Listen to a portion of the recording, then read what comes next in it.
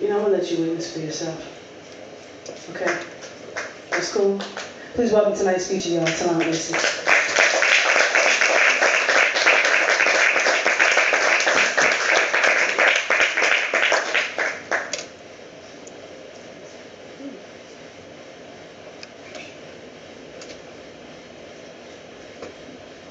There is something about the way she conjures the ancestors. She dances when she walks like she's from the Congo. Pure. Congo, like Asada Shakur says, brothers don't understand the science behind her self-reliance. She has a tattoo of Noble Drew on her neck and a tattoo of Marcus Garvey on her breast, and says you've got to have the presence of Martin Delaney if you ever hope to have the future getting past her Malcolm X. She is smooth as the Hennessy she's sipping as we listen to Horace Silver playing our third game of chess. And I can't help but stare into the natural texture of her hair as she compares George Padmore with C.L.R. James. And from there, she discusses Rodney's how Europe underdeveloped Africa and compares that to Kwame Nkrumah's neocolonialism, the last stage of imperialism. And as her lips move, I get lost in her rhythm. And as her thoughts move, I get lost in her wisdom. I love it when she sings CC Batu to the children. I love it when we go on vacation. She's put that home-made sign on the door that says, "Do not disturb." Nation building. She is Harriet Tubman, loving her people with a passion, fashion like that last chapter in Carter G. Woodson's Miseducation of the Negro. We go conjure the ancestors after reports you read and breathing life into the souls that surround us like New Orleans constantly calling me back. I bathe her in compliments. I wrap her confidence around my waist. I taste her ancestors' DNA every night because there's something spiritual about swallowing the same fluids that once caused the physical forms of her predecessor slaves and tribes in Europe. You might think you know me. If you ain't never seen me with her, then you ain't never seen me alive. I said, you might think you know me, but if you ain't never seen me with her, then you ain't never seen me alive. She goes from J.A. Roger to a Google call. Her heart beats the rhythm of the Haitian Revolution, and she dances to it, singing the songs of the simmering colonies of San Salvador. And as she moves, there's something about the way she conjures the ancestors. There's something about the way she conjures my soul by day and by night. There is something about the way that she has conjured me back from the dead. There is something about the way that she conjures me continuously, y'all, back to life.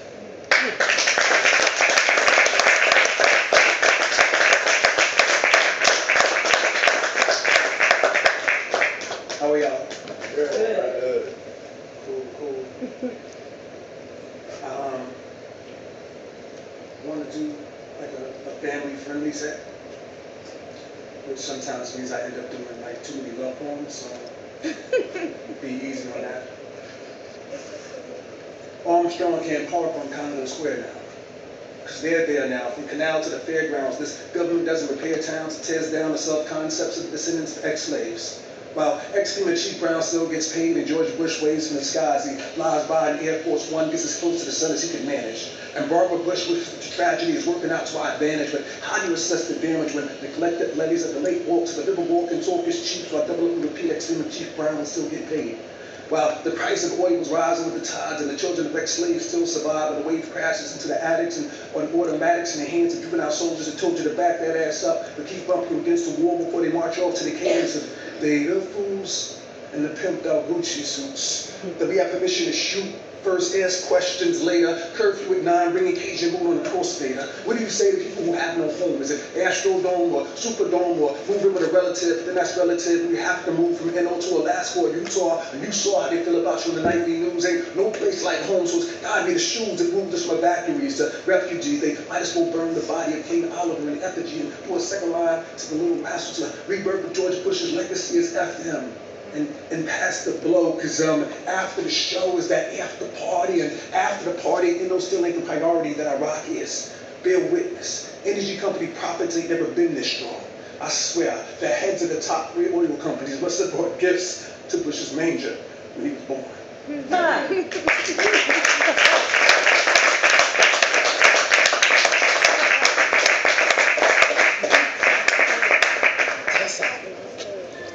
How are you doing? Good. My mother's library had over 1,000 books, and her bedroom closet was cluttered with guns. And she helped raise her first grandson with a switch and a message. Her patience was not to be tested, a nurse who taught 2 languages and expected her progeny to excel. Quick to tell you tough titty, raised 4 children by moving back and forth between southern and northern cities, told my mother no way. Yeah, you and that baby can move in, but ain't no grown man moving into my house on no day. No pity. Bosom was warm, but the gangster was gritty. Pretty girl, piano player, singer, matriarch, cared for her parents for years while secretly dying of cancer, but still never let anything tear her family apart. My grandmother, Eula English, was my heart. My mother's mother's mother was a school teacher, a black woman with a college degree in the 1930s and 40s. Long before these underachievers came up with excuses, would do whatever she could to make sure her descendants didn't end up shiftless or useless. She used candy bars to motivate the children in the neighborhood to study the Bible because she believed that that was where the truth is. Ruthless when disrespected, connected nouns and verbs to put your self-concept in check could be expected to rip your ego apart. My great-grandmother got Lester McNeil, my heart. And her mother was a rider.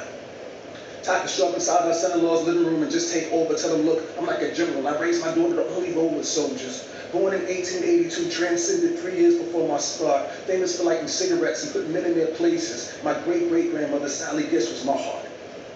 My father's mother was a social worker. A black woman with a college degree in the 1950s who bought a house for her siblings and her parents and raised her 2 sons to either get educated or get busy. Told her husband, if I'm going on vacation, you could best believe my grandchild is always coming with me.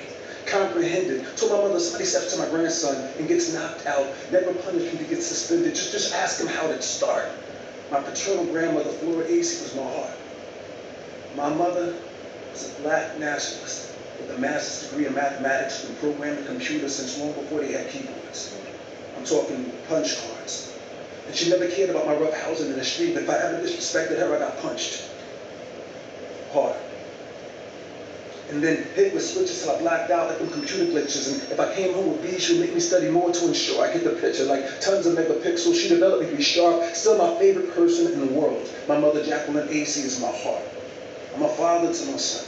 And I've been one since the beginning. But every advantage I've ever given him has been the product of fatherhood.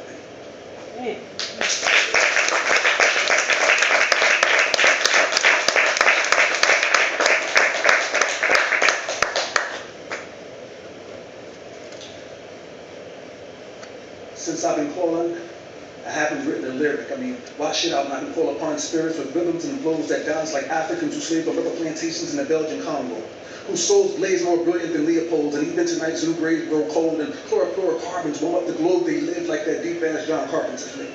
I mean, can we agree that the Orisha still permeates Santeria? Can we agree that Bordeaux has made itself at home in a Catholic church? And if so, when you see me amongst the leaves, don't think that I'm praying to the trees, I'm praying through the trees. Just like this poetry is now playing through me. See, I am a vessel, and like the good shit Jesus, I float in the direction which the actual Son of Man teaches. See, life is like a prison full of souls that had to surrender, but the inmates can still make things happen from the outside, help propagate their agenda. And tree roots, constellations, rivers, and streams, these are the evidence of things not seen. Think the Haitian Revolution was just Toussaint and Dessalines? No, that was the evidence of things not seen. They say superstition is the name that the ignorant give to their ignorance, and there must be a lot of superstition going around because cash has a spiritual significance with pyramids and acacia trees and signs and symbols of deities taken from our Qibla libraries and now permanently stored in the Vatican.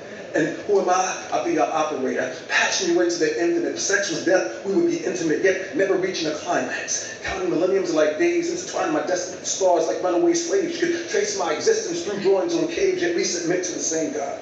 My job is to make you conscious of your subconscious. Bring you to a new trance dance. Every time your mind gets aligned with parallel galaxies the Pharisees can barely see, prepared to be taken to your ultimate destiny, where your test will be to call me. And ye should be worshipped. But instead, you're surrounded by a perfect circus of clowns. And worthlessness abounds because purpose isn't found among cheap talk and overpriced drinks and men who think that money is the answer but lack the capital to pay you attention, pay you a compliment, or even wait for you to ask a question. What? It's typical aggression. Press up and connect them with the temple that they lack the capacity to understand. Like a pre-programmed barbarian at the gate, they can't wait for the opportunity to rush your altar and obtain the holiest of holies. At first he had you with a swagger, but every second that he talked, he slowly messed it up. And I don't know if I believe in fate or soulmates, but I definitely believe in magnetism. And if he can't match your rhythm, then the oscillations of his pendulum should probably swing someplace else on this earth. Maybe he should start out at a storefront church. He is beneath your cathedral. He needs to learn to perfect the quality of his service, especially if he can't understand that you should be worshipped. Worship, like an icon, like a monolithic pylon surrounded by ionic columns and marble floors, because you deserve more than some jerk sitting next to you at the bar talking about he misplaced his number, can he borrow yours?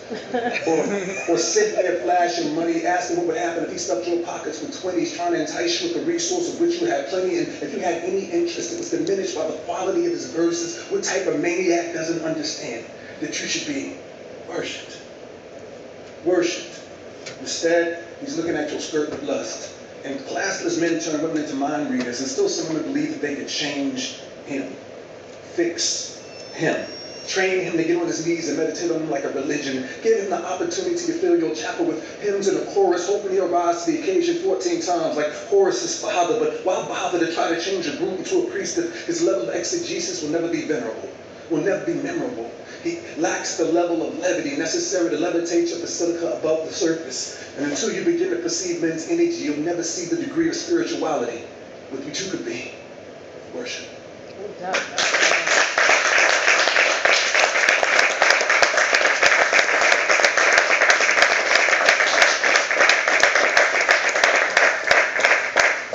How long would you like me to go? Sure. Look, they're like this. Come on, what's up with you? I'll do two. Okay.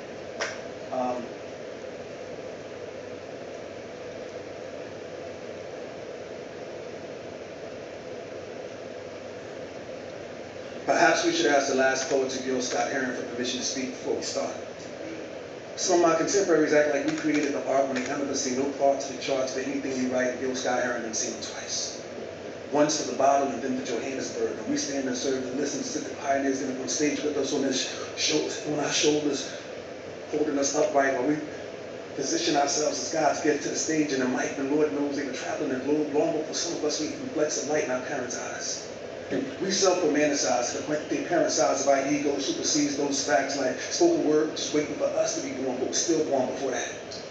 And they don't even go back to Kamal Dawood, Kalami Salam, or Keith Roach. The furthest their legacy goes is their local slam culture, open mic poetry hosts. They can't be bothered to go back as far as Sekou Sundiata. They can't understand why I command such a high level of respect in this new generation of poetry. But perhaps it's because I have the sense and the reverence to study the ones that came before me. Been checking Nikki Giovanni ever since I could read. And Sonia Sanchez is like Ma Rainey, like Bessie Smith, like Big Mama Thornton, Pitchfork, and the blues on the crossroads paved with Greenwood souls. These be the blues that flow deep below the floodwaters of Tupelo, and they look at me like so what could they possibly know about how Langston Hughes was the first among us to earn a living off his words?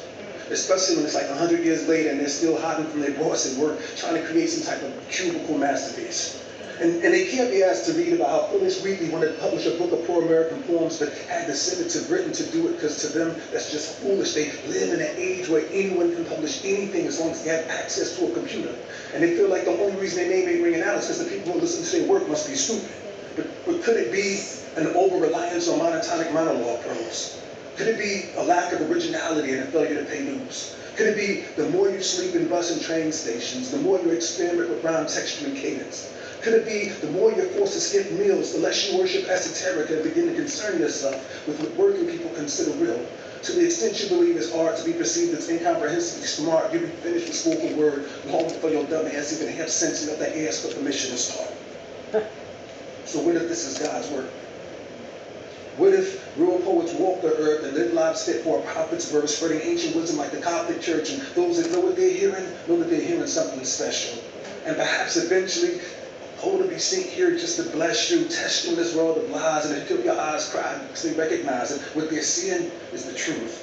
And the chills of those bond provide absolute proof in this now, where politicians and clergy have proven themselves unworthy of your time, and television shows and music videos have proven themselves unworthy of your mind. Don't be surprised to find that God is especially present in poetry dens, guiding poets' pens, and not just those who pretend to be closer to God than you by making you ashamed of your sin from the lives that they've lived may not have been what God intends for your salvation. What if this is God's work? What if the Creator realized that creation is imperfect, but only wishes for us to worship sincerely? To not be hypocrites, but to really be concerned about our fellow man, to stand up against injustices falsely perpetuated in God's name in foreign lands. What if this is God's work? What if the poets are closer to Muhammad, Buddha, and Jesus than the preachers? I said, what if the poets are closer to Muhammad, Buddha, and Jesus than the preachers? I mean, think about it, y'all. What if it's living closer to the streets, and what if it's living closer to the seas? Huh? What if it's living high up on a hall, and what if it's for poor righteous teachers? What if this is God's work? And if so, then poetry is sacred, so you poets should be concerned. You step up on the stage with and be on your job. Because if this is God's work, then stealing from another poet is the same thing as stealing from God. And it's not about your use of sexuality or vanity. It's about whether you use your tools for ahs and oohs, or whether you use your tools to improve humanity. What if this is God's work? I know blasphemous have hell to pay, so I wouldn't say anything to y'all tonight that I wouldn't be comfortable repeating on Judgment Day. What if this is God's work, y'all? Let us pray.